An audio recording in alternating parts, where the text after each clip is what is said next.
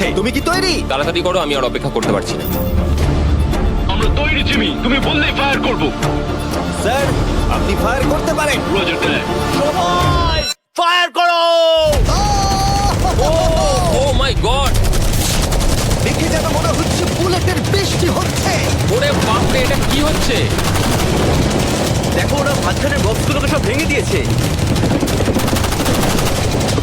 ও ভাই, হে ভগবান! ব্লেকের দেওয়াল এখন থেকেই ভেঙে পড়তে শুরু করে দিয়েছে।